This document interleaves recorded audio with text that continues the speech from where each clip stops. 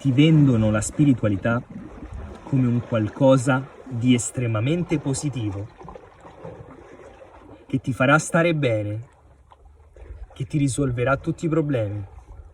Ma è realmente così? No. Il percorso spirituale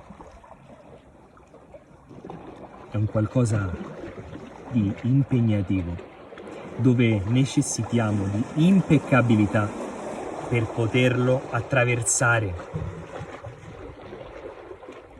Intraprendere un percorso spirituale significa gettarsi nell'oceano,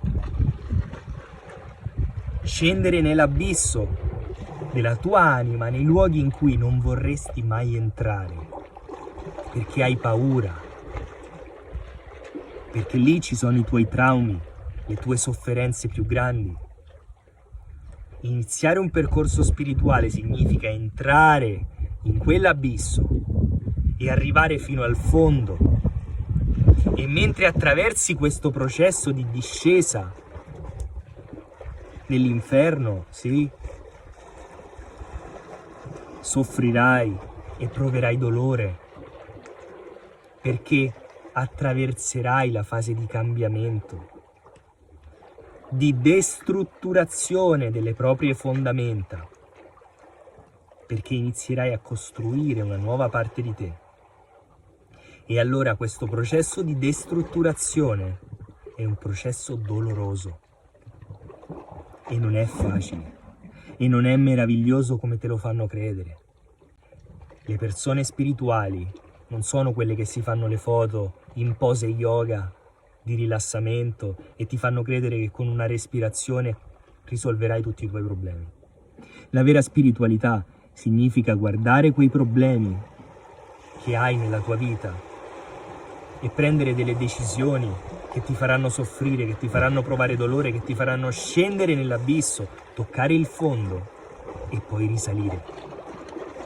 E quando tocchi il fondo, quando avrai provato la sofferenza, quando ti sarà rimasta pochissima aria a disposizione, lì capirai quanto è importante la vita, quanto è importante attraversare un processo di cambiamento, di trasformazione, di dolore.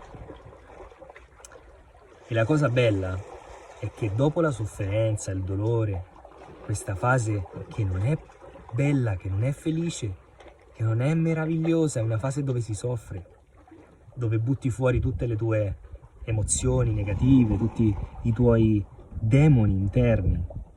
Quando attraversi questa fase, quando la accogli, inizi a risalire in superficie e sali e quando arrivi in superficie avrai l'esperienza dalla tua parte. E allora lì, nel momento in cui una persona ti dice che ha bisogno di un aiuto, non aiuterai la persona a salire, no? Anzi, quando viene da te una persona, vuole iniziare un percorso, tu dovrai spingerla nell'abisso. La spingerai giù, non l'aiuterai a salire. La prenderai e la spingerai nell'abisso, nello stesso abisso che tu hai visto, che tu hai superato, dove tu sei rimasto senza fiato.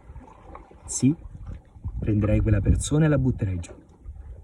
E la persona soffrirà, però saprà e avrà la consapevolezza che ci sarà qualcuno accanto a lui, accanto a lei, che ha passato lo stesso processo e che avrà una parola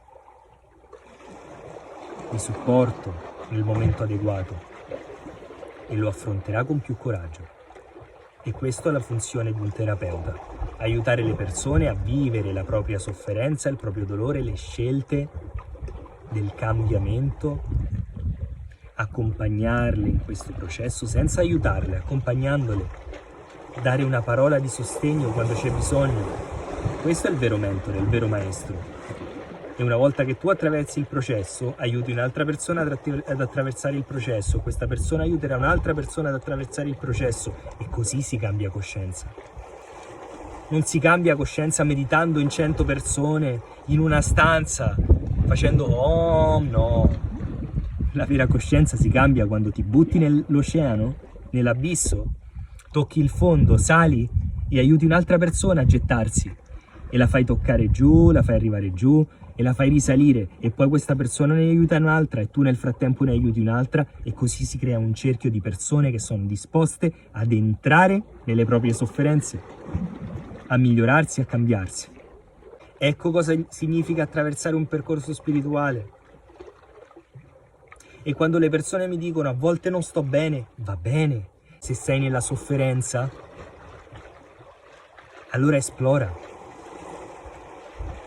Allora impara, perché la sofferenza è il dolore che ti fa apprendere qualcosa, ma non è la spiritualità quella che ci fanno credere, dove bisogna solo meditare e imparare attraverso la meditazione. No, la meditazione è un qualcosa che noi aggiungiamo alle nostre pratiche come rinforzo, ma una volta che abbiamo attraversato il dolore, allora ci farà da supporto, ci servirà da supporto.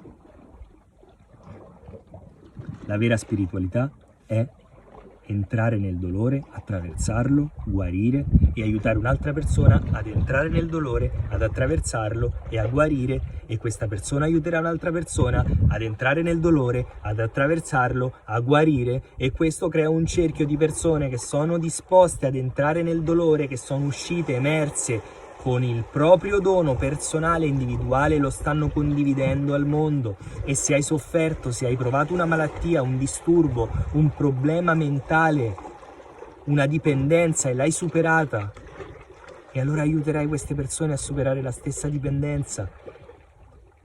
E queste persone a modo loro ne aiuteranno altre, ed è una catena. Questa è la vera spiritualità.